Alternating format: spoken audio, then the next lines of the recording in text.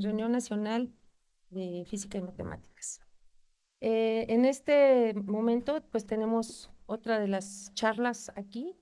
Esta charla nos la va a dar el doctor José Abraham Valderas López y me voy a permitir darles más o menos quién es él. Aquí vamos a... el profesor actualmente es investigador titular C de la UPIBI, es investigador nacional del Sistema Nacional de Investigadores nivel 2, es miembro de la Academia Mexicana de Ciencias. El doctor Abraham es egresado de la escuela, orgullosamente egresado de la escuela. Hizo su maestría y doctorado en ciencias en el Departamento de Física del CIMBESTAR. Hizo una estancia de investigación postdoctoral por 3 años en la Universidad de Toronto. Actualmente es profesor colegiado en el doctorado en nanociencias y micronanotecnología del Instituto Politécnico Nacional. Tiene más de 16 conferencias dictadas, 6 6 tesis de doctorado, 5 estudiantes de maestría, más de 14 tesis de licenciatura. Ha presentado alrededor de 123 trabajos en congresos, tanto nacionales como internacionales. Es director de proyectos, ha sido director de proyectos de alrededor de 22 proyectos, 20 institucionales y 2 de ellos de CONACYT. Tiene publicaciones indizadas, más de 71 artículos publicados en revistas de investigación internacionales indexadas, 4 artículos publicados en capítulos de libros. También es miembro de la Sociedad Mexicana de Ciencias de Superficies y Vacío desde el año 2000. También es miembro de la Sociedad Mexicana de Materiales desde el 2000. Entonces, le damos la bienvenida al doctor Abraham y bueno, vamos a brindarle un aplauso. Doctor, Gracias, el escenario es de usted y estamos aquí atentos a su presentación. gracias, Lulu. Muchas gracias por aceptar la invitación. Al contrario, muy amables. Antes que nada, quiero agradecerle a Lulu, la doctora Lulu Albores, por su amable invitación, al doctor Eric también por invitarme aquí a mi alma mater. Soy egresado de FM, como les comentó la doctora, pero yo estuve todavía en el edificio 6. Decían que ahí salían todos los niños, todos loquitos, ¿no? Creo que ya veo muchos cuerdos ahorita, ya, creo que no, eso ya se curó. Bueno. Entonces, mi plática la titulé Espectroscopías fototérmicas para el análisis cuantitativo, y lo que voy a describir aquí son metodologías que desarrollé en la Universidad de Toronto para cuantificar en base a las técnicas fototérmicas, que es mi campo de investigación. La idea de Lulu era que esta charla tuviera, digamos, una componente de cuestiones teóricas. No van a ser muy avanzadas, por cierto, pero su link o su vinculación con la cuestión experimental. Te voy a tratar de ser lo más descriptivo posible. Si es demasiado básico para ustedes, no me arrojen jitomates, más bien monedas. Ahí va a pasar alguien para recolectar monedas. De a 10 está bien, ¿eh? Bueno, entonces voy a tratar de ser más o menos descriptivo y espero que no sea demasiado básico para ustedes. Y bueno, comenzamos. Entonces, el bosquejo general es el siguiente. Voy a platicar un poquitito sobre las propiedades ópticas de los materiales relacionados con las ideas que voy a desarrollar acá, para después platicar sobre las bases experimentales, digamos, de las espectroscopías convencionales, como, digamos, como preámbulo a las espectroscopías fototérmicas, que es el campo que les voy a describir como investigación. Posteriormente, un esquema teórico. Aquí viene el modelo matemático que les digo, es mi interés de vincular la cuestión teórica, en este caso, y después con los esquemas experimentales apropiados. Dentro del esquema teórico les voy a describir un modelo matemático básico que se puede complicar, ahí está abierta la cosa. Las configuraciones que yo trabajo o que he desarrollado, condición de límite que nos encantan a nosotros, algunas simulaciones, el esquema experimental, como les decía, resultados experimentales y algunas referencias. Ok, buena manera de introducción. Sabemos que las propiedades ópticas de los materiales son fundamentales para su, digamos, su estudio y aplicación. Ajá. Desde los 1800 o antes ya se trabajaba con las propiedades ópticas sin conocer la estructura interna de la materia.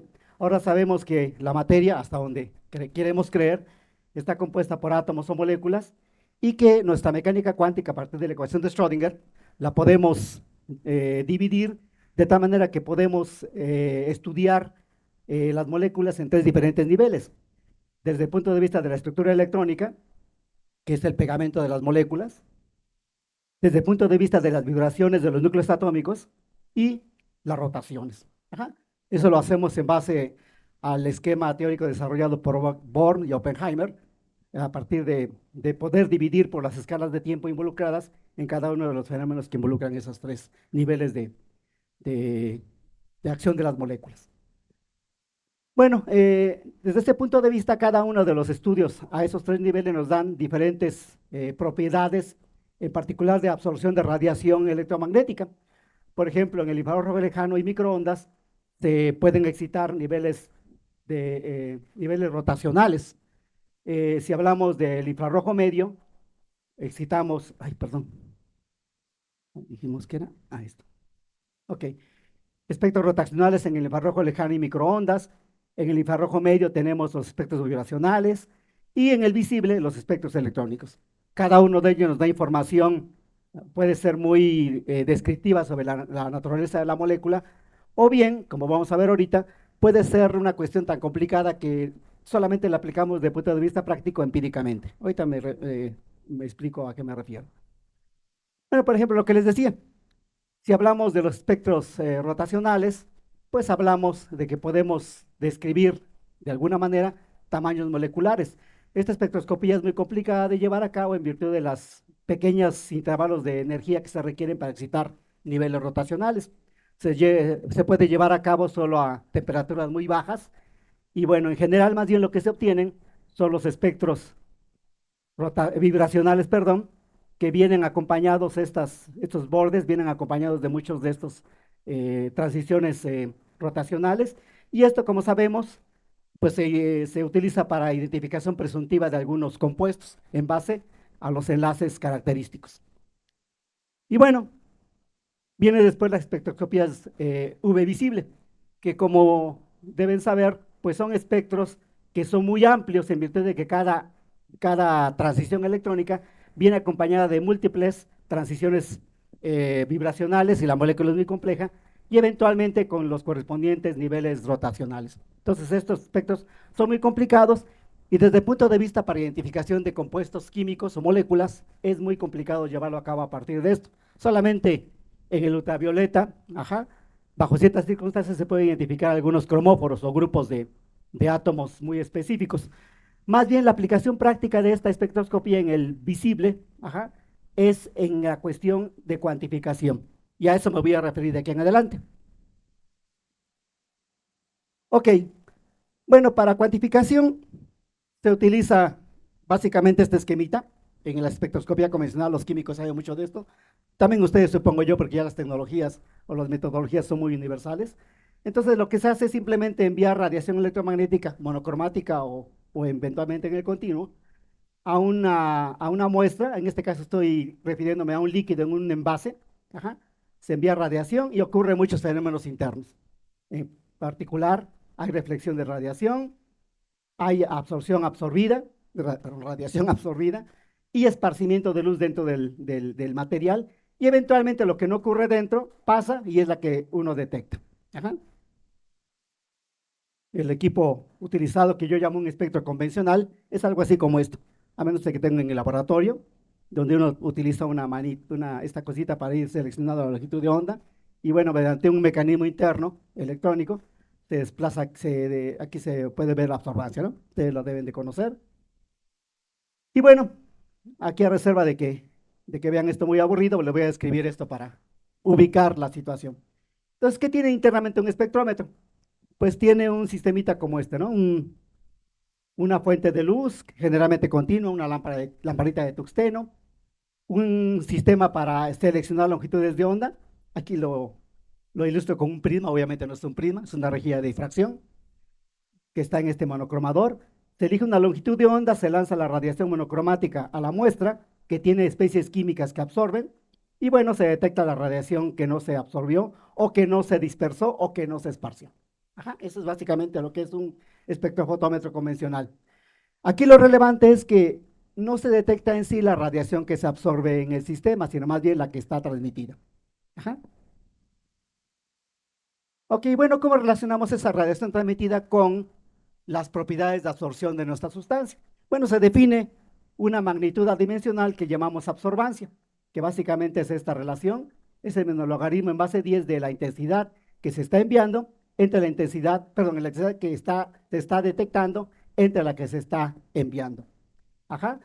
Y bueno, desde este punto de vista, pues es un parámetro simple, no tiene ninguna cuestión, a menos que se relacione con un modelo de absorción. Ajá.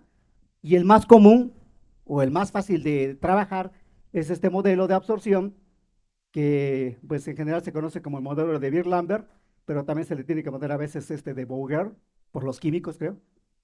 Y es un modelo exponencial, como ven, en base 10. Nos establece que la intensidad de radiación que se detecta es igual a la intensidad que se está incidiendo, 10 a la menos alfa LC, donde este alfa, creo que es por este C, se llama el coeficiente de extinción, donde esa es la concentración. Y bueno, solamente cuando se introduce un modelo como estos en la relación para absorbancia, se obtiene una relación entre ese parámetro adimensional y la concentración. En particular, bajo este modelo se obtiene que la absorbancia es el producto del coeficiente de extinción por el grosor de muestra por la concentración. Y bueno, se tiene entonces una relación lineal entre este parámetro y la concentración que debe de verificarse en cada caso experimentalmente. Esto se metió a fuerza. Entonces, para cada sustancia tenemos que verificar en qué rangos de concentraciones es válida. Ese es el problema. Ok, bueno, entonces ahora vamos a ver cuáles son los problemas experimentales de esto, como preámbulo para describir las técnicas que les voy a explicar más adelante. Entonces decía yo, cuando hacemos incidir radiación sobre la muestra en un envase de vidrio o de cuarzo o de plástico, dependiendo de la longitud de onda, entonces tenemos radiación que está siendo reflejada en las paredes del recipiente. Esta la podemos modelar todavía, ¿no? Como ustedes saben, las ecuaciones de Fresnel, por ejemplo. Pero cuando entra al seno de la sustancia, parte de la radiación se absorbe. Eso es un fenómeno, bueno, todos aquí son fenómenos cuánticos, que es muy complicado de describir, pero bueno, ahorita vamos a platicar un poquito sobre ello. Se esparce, y eventualmente pasa radiación. Este es el fenómeno que estamos trabajando empíricamente en las espectroscopías convencionales. Bueno, ¿cómo podemos, digamos, compensar por la radiación que se está esparciendo o dispersando en las paredes del recipiente? Pues metiendo una sustancia blanca. Usualmente tenemos una solución de un cierto componente químico que absorbe, ponemos el líquido en el cual está inmerso y ese es nuestro blanco generalmente, ¿no? Y bueno, se define la absorbancia de esta manera en ese caso, y bueno, se hace una curva de calibración, lo que les comentaba antes, ¿no? Se encuentra que este modelo es válido solamente a bajas concentraciones, pero ¿qué es bajas concentraciones? ¿Qué absorbancias validan el modelo de Beer-Lambert que describimos antes? Esto es muy empírico. De hecho, algunos químicos dicen que absorbancias de 0.5, pero repito, eso es pero muy empírico. Aquí les muestro, por ejemplo, una curva de concentración-absorbancia que lleva a cabo en mi espectrofotómetro a 660 nanómetros para una solución de sulfato de cobre. Como ven aquí, es 1 molar y se obtuvo una relación lineal hasta 1 molar de la solución y absorbancia hasta de 3, ya que eso es muy relativo, ¿no? En la medida en que haya una relación lineal, se vale la ley de exponencial que describí antes y se puede hacer cuantificación si es el caso. La cuantificación se hace una vez obtenida la curva de calibración, pues obtienen uno la absorbancia y por extrapolación a la concentración. Ok, bueno, para efectos de meter el modelo que les voy ahorita a describir, pues a mí se me hace más sencillo meter la ley de Beer-Lambert, pero en forma exponencial con logaritmo con base E. Y bueno, en este caso metemos este modelo que yo conozco como el de Beer, que dice que la relación entre la intensidad que pasa a través del material es igual a I0 E a la menos epsilon CL. Y metiendo esto en la absorbancia tenemos esta relación ahora, epsilon CL logaritmo de E. Bueno, ahora para ver cómo relacionamos estos parámetros en particular este parámetro con alguna propiedad intrínseca de las moléculas, vamos a elucubrar un poquitito cómo se puede deducir esa ley de Beer-Lambert. Ajá. Como ustedes saben, los fenómenos de absorción, de dispersión incluso, son fenómenos cuánticos. Y la mecánica cuántica es una teoría de probabilidades. Ajá, todo es probabilidad ahí. Pero bueno, desde el punto de vista, digamos, muy práctico, podemos visualizar esto de la siguiente manera. Podemos considerar que en una concentración suficientemente baja, todos los absorbentes, todas las moléculas que absorben, se pueden poner en un plano. Aquí con estos corazoncitos estoy alineando todas las moléculas que caben en un volumen A por delta X, ajá, en un solo plano, y entonces la probabilidad de absorción de fotones lo podemos ver de dos maneras, como el número de eventos favorables entre total de eventos, ajá, o bien como un área efectiva dado por todos estos blancos, con una sección eficaz de atrapamiento sigma por el número total de estos centros absorbentes. Entonces, haciendo un poquito de matemática básica, por ejemplo, desde aquí tenemos esta situación, pero también tenemos esta relación. P se puede ver como sigma por el número de Avogadro, por la concentración por delta X, metida acá, hacemos la integración y obtenemos nuestra relación de Beer-Lambert. Donde ahora podemos relacionar este parámetro beta, que es el coeficiente de absorción óptico, con la absorbitividad épsilon a través de este parámetro molecular. Ok, y bueno, metiendo la absorbancia, tenemos esta relación. El coeficiente de extinción es simplemente la absorbitividad por el logaritmo de. Ajá, ya tenemos esta relación matemática muy simple. Y bueno, todo lo podemos hacer fácilmente, no hay ningún problema, excepto que, pues bueno, esto sirve solamente para sustancias que están disueltas en otra sustancia, o sea, para soluciones. La pregunta es, ¿cómo podemos medir propiedades ópticas de sustancias puras? Por ejemplo, bueno, ustedes me dirán, pues variamos el grosor de la muestra, ¿verdad? Y eso es lo que vamos a hacer precisamente, pero de una manera muy interesante, metiendo un modelo matemático en el fenómeno físico que vamos a estudiar. Pero también otro problema es, por ejemplo, sustancias muy complicadas, por ejemplo, aceites vegetales. Ajá. Como dijimos antes, para llevar a cabo estos estudios ópticos se requiere un blanco. Y para aceites vegetales, por ejemplo, ¿qué blanco metemos? Es un problemita que obviamente quizá no sea tan complicado, pero de entrada tenemos un problemita por allí. Bueno, entonces aquí el problema de la espectroscopía convencional es que no hay una cuestión matemática involucrada. Se metió la absorbancia como un parámetro y se metió un modelo empírico tal cual. Ajá, y se tiene que verificar experimentalmente. Pero ¿qué tal si mejor metemos un modelo matemático y ahora nos fijamos en la absorción de la radiación? Ajá. Y aquí viene el tema de la plática principal, los fenómenos fototérmicos. Ajá. ¿Qué es un fenómeno fototérmico? Pues son fenómenos que tienen que ver con la conversión de luz en calor. Bueno, aquí hay ejemplos drásticos de los fenómenos fototérmicos, ¿verdad? No vamos a ser tan drásticos, pero bueno, ahí están algunos fenómenos. Y la idea en las técnicas fototérmicas relacionadas con estos fenómenos es que podemos enviar radiación de manera controlada y estudiar los efectos, modelarlos. ¿Ah? Podemos enviar radiación en forma de ondas, perdón, de radiación pulsada, eso se hace de hecho, y se obtienen ondas acústicas, y eso sirve como base de técnicas para imaginología a partir de tomografías. Es una técnica muy bonita, pero bueno, en mi caso me voy a centrar en esto. Cuando habíamos radiación modulada, ajá, ahí está, radiación modulada en un material, pues lo que se forma es una fuente térmica en el seno del material, en la superficie, en una capita de la superficie, y se generan muchos fenómenos. Ustedes deben más o menos de visualizarlos como físicos o matemáticos, ¿no? Hay radiación emitida por la muestra calentada, se generan índices de refracción aquí, si mandamos un haz rasante, se desvía y podemos ver efectos por esa índice de refracción variable en esta superficie, pero lo que me interesa a mí es la generación de calor y el calor que se transmite, ajá, tanto hacia el seno del material como al medio que lo rodea. Esas le llamamos ondas térmicas. No tiene que ver con ondas verdaderas, de hecho algunos autores le llaman ondas de difusión. Más bien estas ondas térmicas son las fluctuaciones de temperatura que toman lugar dentro del material por el efecto térmico. Ajá. Ok, Y bueno, como tal, tenemos que meter un modelo para poder estudiar este fenómeno. Y aquí, pues, lo más natural o lo que tiene que hacerse es establecer las ecuaciones de difusión de calor. En el modelo más simple posible, que aquí les voy a presentar, es un modelo de difusión en una dimensión a través de este medio y en los que le rodean. Entonces, como la fuente térmica está acá y asumimos un modelo de absorción tipo Beer-Lambert, entonces aquí tenemos esta ecuación que se satisface dentro de este material. Esta ecuación se satisface en el medio donde viene la radiación y esta en el medio que está atrás de la muestra.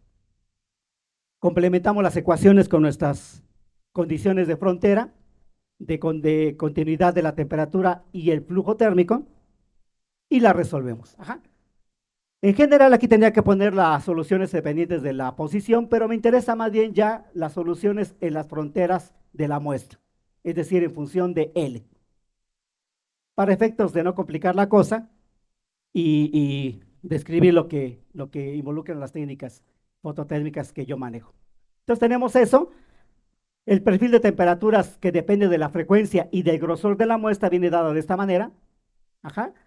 Y en base a este modelo podemos establecer dos posibles configuraciones fototérmicas. Le llamamos configuración por transmisión, donde el sensor fototérmico, ahorita lo describo, está opuesto a la radiación incidente. Esta es una configuración por transmisión. Y esta, en cambio, cuando el sensor está del lado de la radiación, se le llama configuración frontal. Cada una de ellas tiene un esquema matemático de acuerdo a la solución de las ecuaciones de difusión que describí antes. Ajá. Entonces aquí está la matemática involucrada, se puede complicar si metemos más parámetros, etcétera. Pero aquí estoy describiendo lo básico. Ok, bueno, ahora vienen los traductores. ¿Cómo llevamos a cabo esto a la práctica? ¿Cómo convertimos la radiación absorbida que genera calor y eventualmente perfiles de temperatura en una señal que podamos estudiar con los modelos antes presentados? Pues aquí tengo dos esquemas. Le llamamos la espectroscopía fotoacústica cuando se involucra lo que se llama una celda fotoacústica, o espectroscopía fotopiroeléctrica cuando se mete un sensor piroeléctrico. Ustedes deben de conocerlos más o menos. Bueno, este particular son los famosos buzzers. Son sensores que cuando se calientan de manera modulada generan una diferencia de voltaje. Y este es un esquemita un poquito más complicado, pero básicamente es un cilindrito que se le hace un agujero y se conecta a través de otro agujerito por acá, en medio, a un micrófono. Es una celda fotoacústica. De hecho, este fenómeno dio lugar a todas estas tecnologías y es un fenómeno que se descubrió desde los 1800 por Graham Bell, estudiando la cuestión de qué pasaba cuando iluminaba con la luz del sol a través de lentes en esa época una muestra sellada y con un cuerrito, esos micrófono antiguo, detectaba ruidos. Entonces era un fenómeno curioso, pero hasta que se desarrollaron las metodologías o los dispositivos apropiados, es que esta tecnología creció y eventualmente un modelo matemático básico por los 1970. Entonces, bueno, estos son los transductores fototérmicos. En el caso de la celda fotoacústica, para ahondar un poquito más, se sella la muestra, perdón, la celda por acá y por abajo, y esta cuestión sellada, cuando se calienta de manera modulada, genera calor, entre comillas, modulado, una fuente térmica modulada, que da lugar a fluctuaciones de presión dentro, y eso eventualmente el sonido. Pues se llama fotoacústica. Se genera sonido a partir de luz. Y bueno, el piroeléctrico ya les comenté cómo es la cuestión. Bueno, hablando ya de las configuraciones experimentales, aquí está la configuración frontal fotoacústica, se irradia a través de una ventana óptica, la muestra está acá, se genera la señal y se modela la temperatura a partir de la ecuación que puse anteriormente. En transmisión tenemos aquí la muestra, se ilumina, se genera el calor, se transmite a través de la muestra y llega a la celda. Esto es para fotoacústica. Para piroeléctrico es básicamente lo mismo. El sensor está aquí, la muestra está acá, configuración frontal, transmisión. Aquí está básicamente el sistemita que se puede armar. Esta cosa no es más que una plaquita para proteger el sensor. Y bueno, me voy aquí a centrar en las configuraciones por transmisión, tanto fotoacústica como piroeléctrica. El esquema matemático es el mismo, se obtienen los mismos resultados, simplemente cambiamos de transductor, ya sea un transductor fotoacústico o un transductor piroeléctrico. El modelo matemático es el mismo y básicamente las ecuaciones son las mismas. Ajá. Y como decía yo, me voy a limitar a la configuración por transmisión. La señal, como les dije a los enseñé antes, va más o menos así. Y ahora, para poder trabajarlas de manera práctica, consideramos condición de límite. De hecho, podemos trabajar la ecuación completa, pero como ustedes pueden ver, es una ecuación compleja, ajá, compleja, en particular porque involucra, involucra este parámetro sigma m, que si no lo expliqué antes, creo que no lo expliqué, aquí está, me regreso. Cuando puse la ecuación que describe la temperatura por transmisión, perdón, tenemos estos parámetros R, que involucra las propiedades ópticas beta, coeficiente de adaptación óptico, y este sigma m. Este sigma m se le llama coeficiente de difusión complejo, y como pueden ustedes ver, involucra la difusividad térmica de la muestra, aparte de la frecuencia, depende de la frecuencia. Y estos parámetros son los cocientes de lo que llamamos efusividad térmica. Esto no es muy conocido, al menos en ingenierías, y tienen que ver con intercambio de calor del material hacia el medio. Son medidas de impedancia térmica. Ajá. Entonces, noten, sigma lleva a la difusividad térmica y R lleva a beta. Si no está explícitamente beta, está a través de R. Ok, entonces decía yo, tenemos nuestra ecuación que describe la señal por transmisión, ya sea fotoacústica o piroeléctrica, y podemos manejar condiciones límite apropiadas para poder trabajar la señal obtenida de forma ventajosa. Si suponemos esta condición, que el valor absoluto de sigma m por L es mucho mayor que 1, entonces ustedes pueden ver que esto se desprecia esto es generalmente pequeño, y esta relación matemática complicada se reduce a esto. Y más aún, y aquí viene lo bonito, si se toma nada más como variable física el grosor de la muestra, entonces esta relación es constante todo esto y se reduce a esto. Es decir, una relación que decae exponencialmente con el coeficiente de absorción óptico de la muestra. Obviamente esto es aplicable a líquidos. Ajá. Bueno, ¿qué también es relevante en esto? Pues que se tiene una fase constante, ajá, metida en esta C, y la amplitud de la señal decrece exponencialmente con el coeficiente de adopción óptico. Y podemos medir en este límite termoóptico propiedades ópticas de la muestra. Por su naturaleza, muestras líquidas. Tenemos el límite opuesto, le llamo el límite térmico, donde ahora consideramos la misma situación, esto mucho mayor que 1, pero también coeficientes de adopción ópticos muy grandes. Ajá, ahorita vamos a ver qué tan grandes pueden ser experimentalmente. Entonces, en este caso, si esto es mucho mayor que 1, esto se hace 0, se hace 0. Esta cantidad, al tomar el límite de esto por este R, se hace un menos 1 por este menos 1, nos da un 2, y esto con esto nos da 0. Entonces, esto se reduce a esta relación, donde ahora, como ustedes pueden ver, aquí tenemos una constante básicamente, aunque aquí depende de la frecuencia, pero no es tan importante. Y aquí tenemos que el exponencial depende de esto. Aquí es un signo menos, por cierto, ¿eh? Donde sigma m, como les dije, es esta expresión que involucra a la difusividad térmica de la muestra y a la frecuencia. Nuevamente, si la señal se toma en función solamente del grosor de la muestra, entonces esta relación matemática se convierte en esto. Entonces, ven la diferencia. En un caso, tenemos fase constante y relación de decaimiento exponencial con beta, y en el otro caso, fase que varía linealmente con el grosor de la muestra, y de aquí podemos calcular la difusividad térmica, o bien amplitud que varía exponencialmente y podemos calcular también la difusividad térmica. Tenemos dos mecanismos para calcular difusividad térmica de líquidos en este esquema. ¿Ok?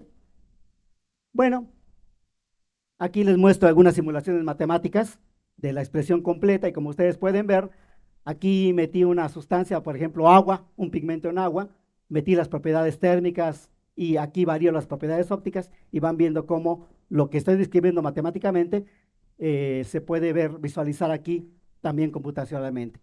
Entonces tenemos una región donde la fase es constante y la correspondiente región en amplitud donde la amplitud varía exponencialmente. Esto es en escala semilog.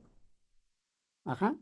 Eventualmente, para ciertos valores de beta, por ejemplo, beta igual a 35, ya la fase empieza a fluctuar mucho y entonces aquí se empieza a apartar de la relación lineal. Ajá. Este es el criterio experimental que me dicta que esto está bien hecho, que medí beta de forma apropiada experimentalmente. Tentativamente hasta betas del orden de 35 centímetros a la -1. Y aquí está el extremo opuesto. Para betas grandes, pueden ustedes fijarse que a partir de 55 ya empieza a verse más o menos recta en ambos esquemas, y por llegando a 100 ya tenemos líneas rectas perfectas, tanto en amplitud como en fase. Son los límites extremos que les describí antes, y en el límite intermedio, bueno, más bien en el intermedio, o sea, donde no se aplican los dos límites, ven ustedes las expresiones que son muy complicadas, ¿no? No se tiene nada. Ok, entonces tenemos dos criterios experimentales fundamentales. Si queremos medir propiedades ópticas de una muestra, tenemos que llegar a algo como esto, donde la fase es constante. Si queremos medir propiedades térmicas, tenemos que llegar a esto, donde la fase varía linealmente. Y eso depende de beta. Ok. Esquemas experimentales. Aquí viene a colación algunos instrumentos importantes que son muy propios de las técnicas fototérmicas moduladas. En particular viene a colación el amplificador locking. El amplificador locking es un sistema para medir corrientes y voltajes, pero que están referenciadas a una frecuencia de modulación. Si uno una señal la modula, en mi caso, por ejemplo, la frecuencia de modulación que utilizo es 1 Hz, entonces la señal que se obtiene solamente se registra a esa frecuencia. Esa es la característica de un amplificador locking. Y bueno, este amplificador locking pues controla una fuente de corriente para mi fuente de luz. Yo utilizo láser de semiconductor. Se podría utilizar una fuente continua, pero bueno, ahí depende del dinero que tenga uno, básicamente. Bueno, este es el esquema fotoacústico. Como les decía yo, aquí nada más va a cambiar el transductor. En este caso, aquí está la celda fotoacústica, la muestra líquida y un sistemita para variar el grosor de la muestra. Aquí está más o menos un esquema, ya la cuestión experimental básica. Por cierto, conocen a este tipo, ¿eh? Creo que es muy conocido. Bueno, aquí está un esquema piroeléctrico. Básicamente lo mismo como ustedes pueden ver, nada más cambia el transductor. Aquí está el sensor piroeléctrico, la muestra líquida, etc. Y aquí está lo que tengo en mi laboratorio, la fuente de corriente para el láser. Aquí está el sensor piroeléctrico ya armado y el amplificador locking. Y aquí tengo un sistema automatizado para variar el grosor de la muestra líquida. Y bueno, aquí algunas relaciones entre lo que se obtiene por simulaciones en computadora y lo que puede uno obtener en la realidad. Pues aquí, por ejemplo, tengo una solución de azul de metileno, longitud de onda 658 nanómetros rojo. Aquí están los diferentes límites que les describí antes, límite óptico para estas, el límite, más bien la condición intermedia donde no se obtiene nada, y el límite térmico. Aquí simulaciones y aquí la realidad. Ven ustedes la gran concordancia entre ambos esquemas. Y bueno, ahora sí los resultados experimentales ya para algunas situaciones que me interesa que conozcan y eventualmente ojalá surjan algunas inquietudes. Aquí, por ejemplo, hice soluciones de sulfato de cobre a diferentes concentraciones. El requisito, decíamos, es que la fase sea constante para que la amplitud quede validada. Entonces aquí están diferentes concentraciones, desde 0.1 molar hasta 1 molar, fases constantes. Aquí son dos diferentes esquemas piroeléctricos. Fases constantes, amplitudes que caen de manera exponencial. Estas son escalas semilog. Ven ustedes las líneas rectas que nos dan directamente el coeficiente de absorción óptico para cada concentración.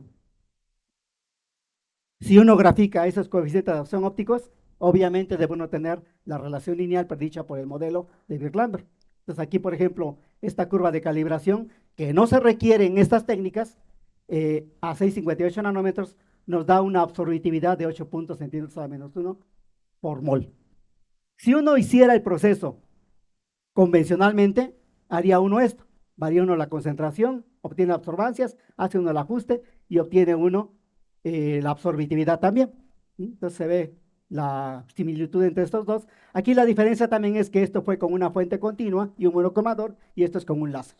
Entonces se puede entender un poquito la discrepancia, si consideran que es muy grande, ¿no? Para mí está muy bien concordantes. Pero aquí viene la diferencia, fíjense, esto fue a 658. Si yo cambio a 185 nanómetros, Fíjense ustedes la escala de concentraciones donde uno y otro modelo, uno y otro esquema es válido. Si yo lo hago con absorbancias, no llego más allá de 0.02. Aquí empieza ya a desviarse de la relación lineal. En cambio, con la técnica fototérmica, llegamos hasta 1 molar. Ajá. Y ven ustedes, aquí en este caso para 185, la absorbitividad es de 27.5, aquí se obtiene de 28.3, de nuevo, una concordancia muy buena.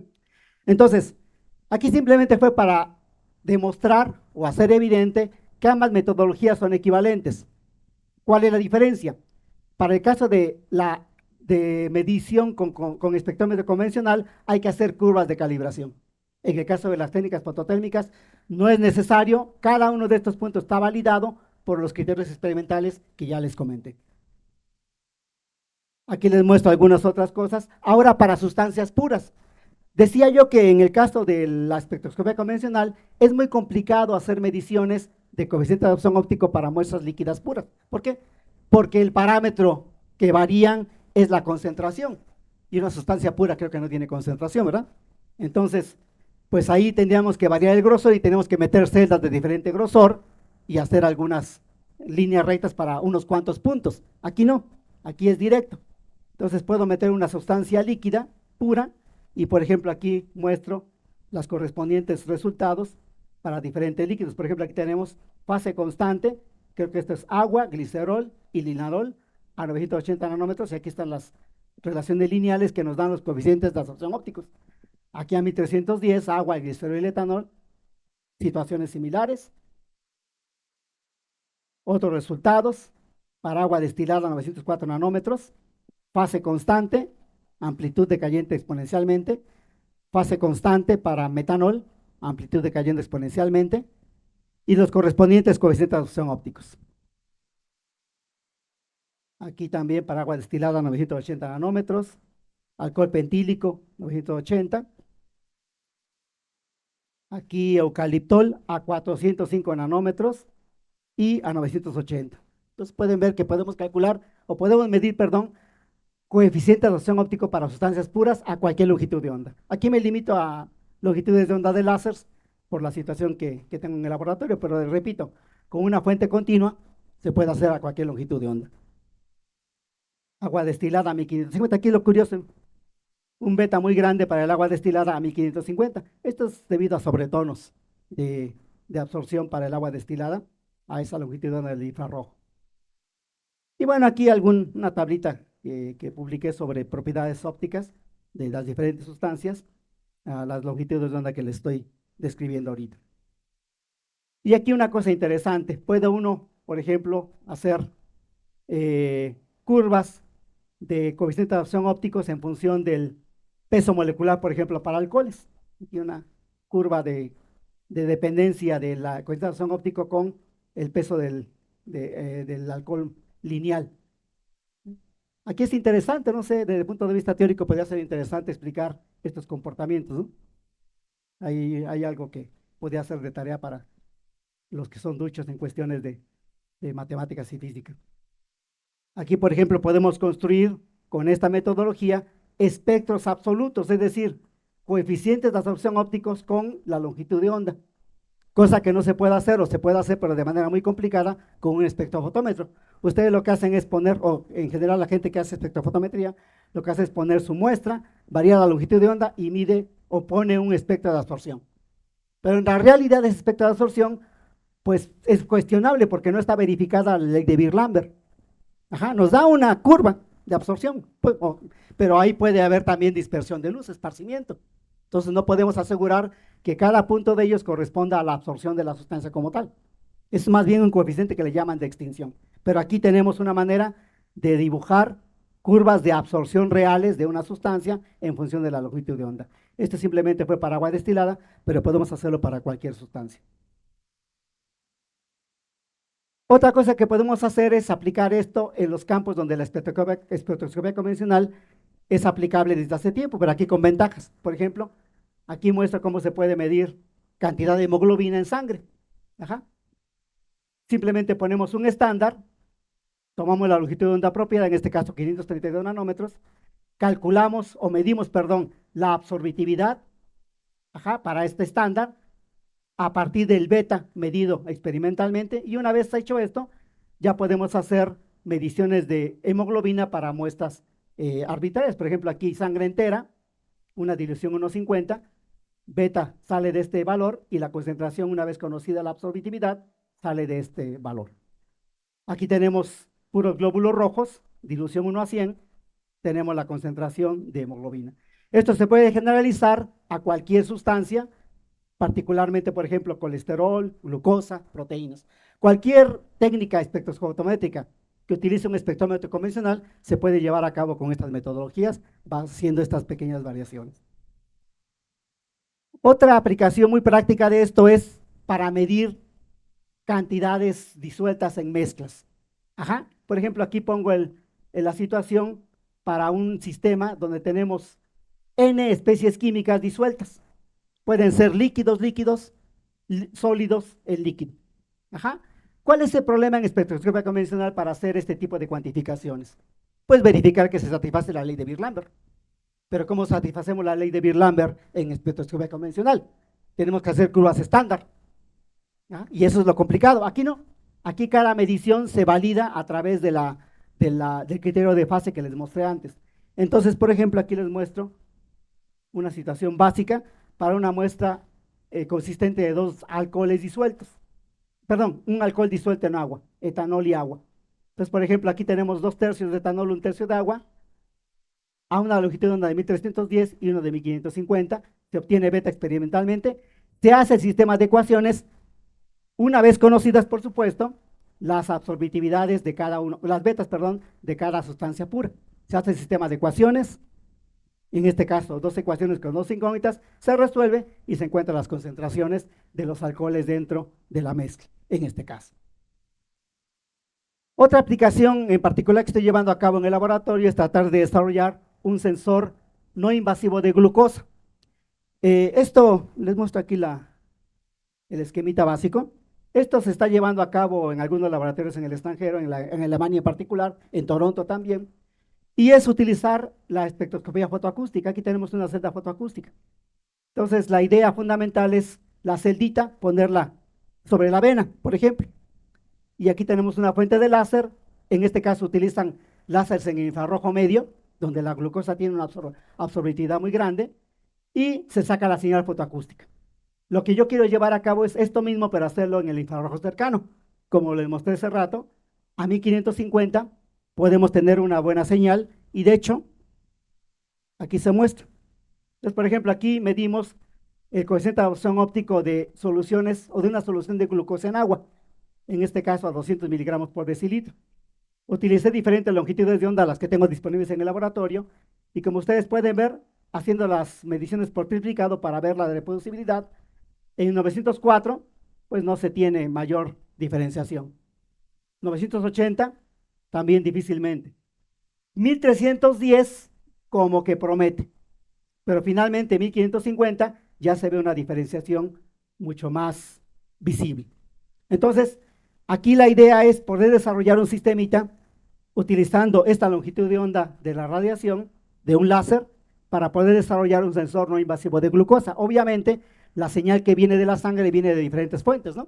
Pero ahí vienen los algoritmos para eventualmente deconvolucionar una señal y sacar la señal de uno de los componentes en la sangre, por ejemplo, la glucosa. Es un problema que está abierto, ajá, y es factible desarrollarlo.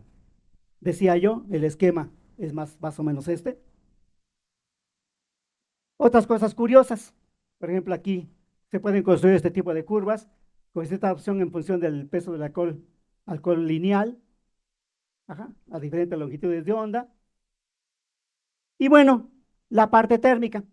Ajá, por ejemplo, aquí en este caso ven ustedes la fase, como se ve perfectamente lineal, y de aquí podemos calcular la difusividad térmica de la sustancia que estemos metiendo dentro de nuestro sistema. En este caso, metanol, pentanol y heptanol. Ajá. Y aquí una cosa curiosa que fue publicada hace poco tiempo, donde se ve la dependencia de la difusividad térmica en función del peso molecular del alcohol. Aquí este comportamiento interesante está reportado para conductividad térmica, pero para difusividad térmica es muy, pero muy visible. Y tiene que ver con el cambio de la competición entre los mecanismos de transferencia de calor en un alcohol. Un alcohol lineal tiene que ver con ¿cómo se llama? Con cadenas lineales CH y un OH al final. Al menos los alcoholes que llamamos uno tal, ¿no? Uno pentanol, uno hexanol, que tienen una cadena de carbonos H y al final un OH. Entonces el OH tiene muchos mecanismos para transferir calor, pero el CH es más rígido. Entonces, entre a medida en que se va diluyendo el CH, digo el OH, perdón, entonces se va cambiando, pero aquí hay un cambio interesante en el comportamiento y es también digno de estudiar. Y bueno, aquí algunas referencias donde se puede encontrar información sobre los trabajos que les he escrito. Y bueno, les agradezco su atención y si tienen preguntas, pues estaría muy contento de poder responderles. Gracias. Muchas gracias por su participación, doctor. Bueno,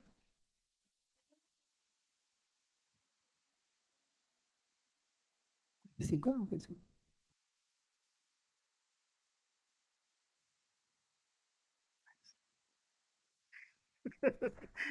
Respiro y estoy en mi respiración.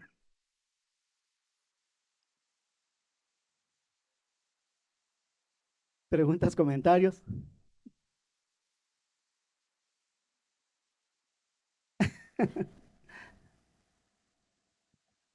bueno, nuevamente gracias por su plática, doctor. Yo tengo una duda. Sí, Mire, dentro de estas técnicas, pues las señales a veces son muy pequeñas. Usted hablaba de colocar una muestra. Esta muestra se excita mediante un láser pulsado, se genera una onda térmica. En este caso, ¿cómo es que usted detecta la señal de esa onda térmica que genera el material? pues a través de este sistemita de amplificación, del amplificador locking, o sea, las señales de hecho que salen de los sensores son del orden de microvolts, pero se hacen pasar a través y recuerden que lo que comentaba yo, ¿no? De que la señal solo se obtiene a una frecuencia de modulación, en este caso yo utilizo un hertz. Ajá. Entonces la señal a un hertz sale del orden de microvolts. Pero como el amplificador locking solamente detecta la señal a esa frecuencia, puede haber mucho ruido. Yo puedo estar cantando en el laboratorio y no hay ningún problema, que obviamente canto muy mal, pero bueno, se puede oír, puede estar cantando a todo pulmón y el locking solamente va a estar atento a la señal que viene del sistema a un hertz. Entonces se preamplifica, de hecho aquí hay un sistemita para preamplificar, no lo tengo aquí mostrado, y después se envía a locking. La señal que obtengo en el locking para estos sistemitas es del orden de 100 milivolts. Ajá. Pero para señales originales de un microvolt, por ejemplo. En este sentido, pues tenemos Ajá,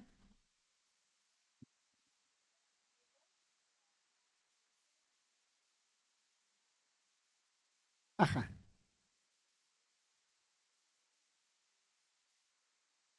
¿En la venita?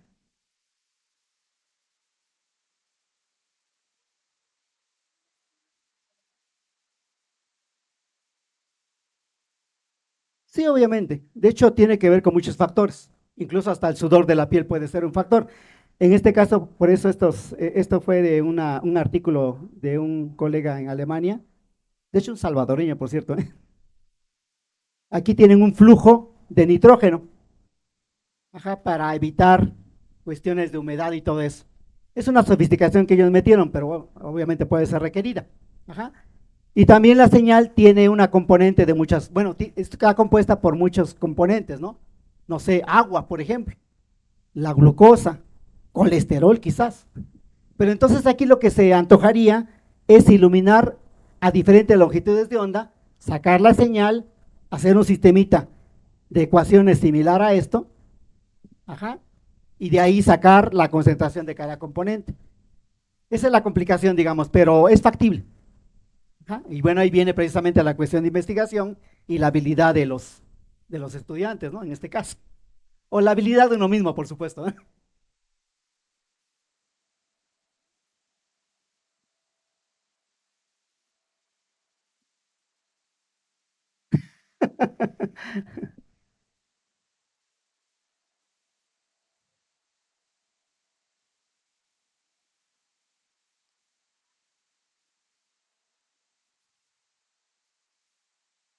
Pues puede ser, que será 10, 15 segundos, o sea, sacar la señal simplemente, te iluminas, saca la señal y ya. No tiene que ser una exposición prolongadísima. Depende nada más de qué tan estable quiere uno que sea la señal.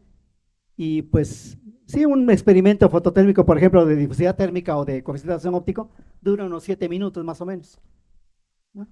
En este caso sería poner la celda, iluminar, sacar señal, cambiar láser, sacar señal, cambiar las longitudes, la longitudes de onda que uno requiera y después hacer el análisis matemático.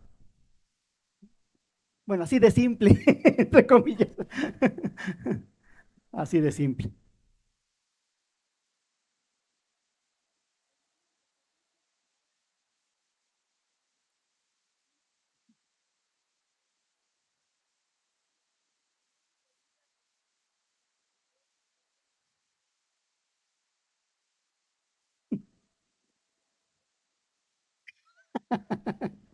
¿Cómo salí cuerdo?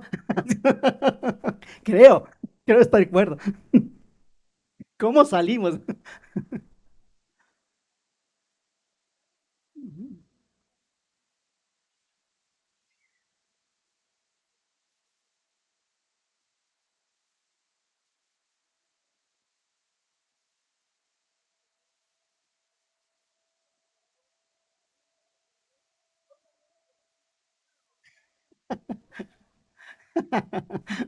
Sí,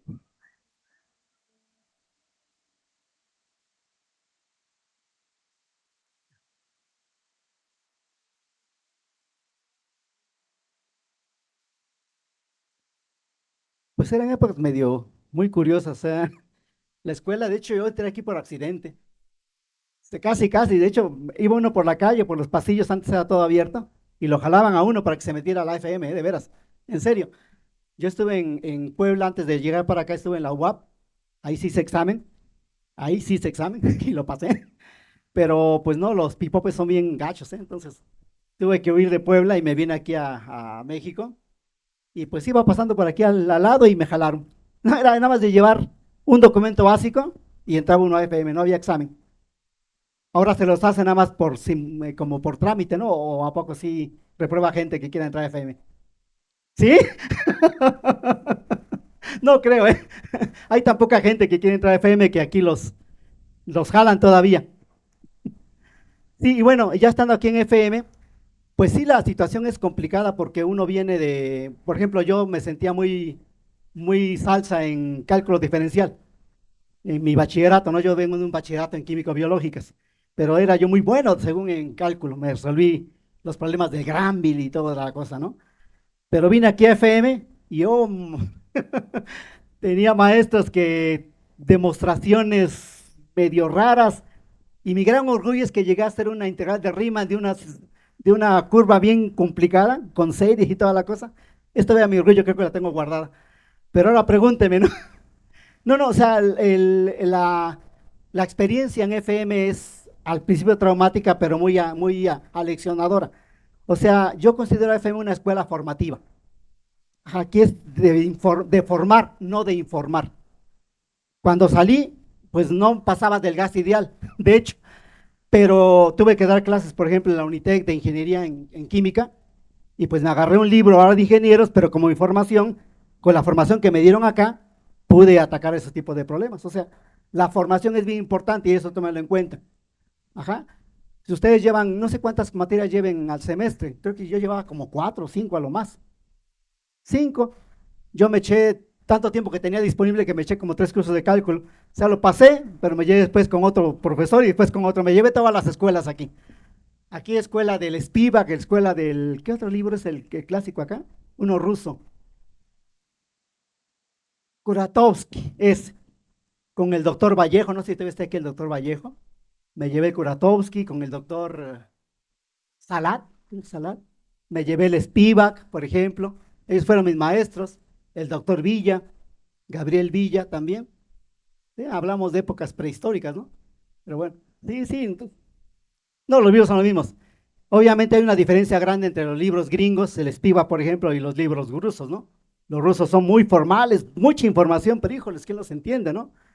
el Spivak es mucho más asequible, y ahora en el UPIVI pues tengo que, ahora sí que entre comillas, rebajarme, no, espero que no haya nadie de UPIVI acá, pero sí a libros que son muy aleccionadores, grafiquitas, dibujitos, muy bonitos, ¿eh? Muy, muy bonitos, me encantan, pero de la forma en que nos formamos, híjoles, era bien complicado. Luego las físicas, ¿no? Híjoles. De hecho, no sé, aquí te lleva en el Resnick, ¿sí todavía? Esos son los más chafitas, ¿no? Ya una vez conociendo los libros de ingeniería, híjoles, ¿no? El Resnick es de juego. Lo que son bonitos de Resnick son las preguntas, ¿no? Preguntas muy, muy interesantes, pero problemitas muy básicos. Entonces, bueno, ya después ya las cuánticas y todo eso, pues ahí sí, son palabras mayores. Hoy te estoy dando clases de cuántica en el doctorado. Y sí, pero después de un tiempo que estuve yo, ¿qué? Fácil, yo tengo en el OPIBI 30 años de dar clases. Y de esos 30 años tengo como 20 que estuve sin posgrado, porque no nos dejaban entrar a los posgrados, porque pues, éramos físicos. Como nos entraba un posgrado de biotecnólogos. Entonces, por eso nos creamos nuestro doctorado en nanociencias. Y ahí sí nos tuvieron que dejar entrar, ¿no? Entonces, ahora sí tengo oportunidad de dar clases de cuántica. Todo oxidado, pero ahora con libros como el Levin, por ejemplo, no sé si lo conozcan. Aquí nos llevamos el Sakurai. Bueno, el Sakurai entró después, no sé qué libro lleven de cuántica ustedes. O te van a llegar a cuántica. Sí. Ni llegarán, dicen. No, creo que sí. Ah, ok, ok.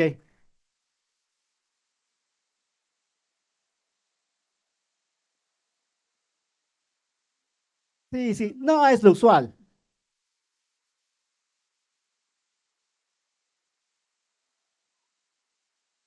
No, no tienen que. No, es bien complicada la cuestión de conseguir audiencias para cuando están en épocas de clase. Yo lo he vivido y lo he experimentado también. En UPIB es lo mismo. Entonces tienen que hacer un evento, pero suspender clases para obligar a los chamacos a ir a los auditorios, ¿no? Pero no, usted se entiende, no hay problema. Pero sí es muy complicado.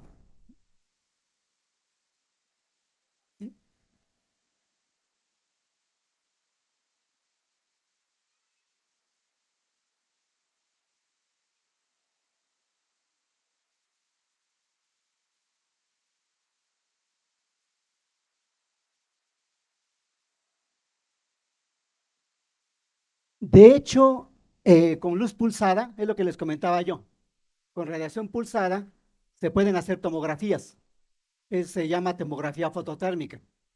Y hay investigadores, si quieres después te paso la referencia, un investigador que es líder en este campo, Orayevsky, que es el apellido, y ese cuate, utilizando luz pulsada, se ilumina una región, por ejemplo, incluso del cerebro, ajá, radiación infrarroja. Ujú. Con el pulso lo que hace es generar, es aquí, es acá, ajá. Entonces, dependiendo del tamaño de pulso, el evento térmico que se genera, en vez de fundirse como calor en el medio, lo que hace es que el medio, en la región donde se absorbe, se genere como pulsos. Ajá, y eso genera al expandirse y contraerse, genera una onda sónica, ultrasonido, en el medio. Entonces, con un transductor apropiado, un sensor ultrasónico en una región apropiada, se puede dar una imagen, obviamente con los algoritmos matemáticos apropiados, de la región que está emitiendo ese sonido. Es la tomografía fotoacústica. Y es un campo de acción, un campo de investigación que está ahorita efervescente. Ajá, no hay tomógrafos fotoacústicos comerciales. Hay muchos avances, en particular este investigador que te digo, Oralski, y ese es un campo en el cual pueden ustedes desarrollarse, muy, muy interesante y de mucho impacto médico. Tiene muchas ventajas en relación a la tomografía convencional. Ustedes saben que la tomografía convencional es simplemente mandar ultrasonido, o el ultrasonido convencional es mandar ultrasonido y detectar ultrasonido, ¿eh? O sea, se envía una fuente de ultrasonido, se refleja o se esparce por el medio, tiene que de hecho tomar a veces agua, ¿no? Para poder hacer un contraste y se detecta el ultrasonido y se crea una imagen del, de la región, ¿no? Aquí pueden ustedes hacer una cuestión, por ejemplo, la región que quieran ustedes iluminar o hacer la tomografía, se le puede inyectar alguna sustancia de contraste, por ejemplo, nanopartículas, por ejemplo, ajá, y crear esto con una cuestión ¿cómo se llama? de distinguir mejor las regiones que se quieren estudiar.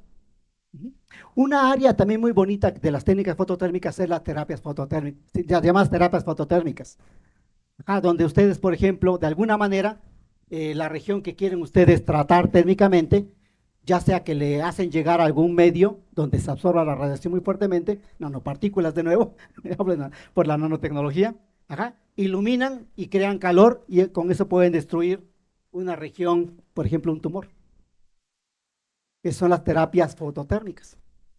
La radiación pulsada se puede ocupar de dos maneras, ya sea para crear una imagen de la región que se está iluminando pulsadamente, o bien para destruirla. Se llaman técnicas teranósticas, ¿no? Diagnóstico y también médico.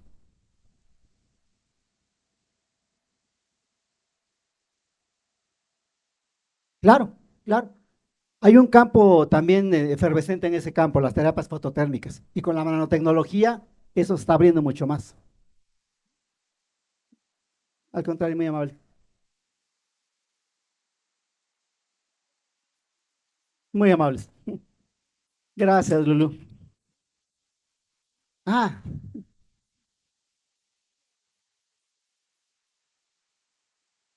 no puse mi correo electrónico, a ver si quieren ustedes comunicarse conmigo de vez en cuando, aunque sea para mandar su cooperación, abramvalderas@hotmail.com. Ajá, así como suena, Abraham Valderas. Ah, muy amable. Oh, muy amable, Lulu, gracias. 18ª Reunión Nacional Académica de Físico-Matemáticas. Gracias, Son Lulu. para Oh, hacer llegar también. un ponchipaquete. Gracias, Lulu. Muy amables. Gracias, muy amables, chicos, ¿eh? Gracias. Gracias a todos por su participación y los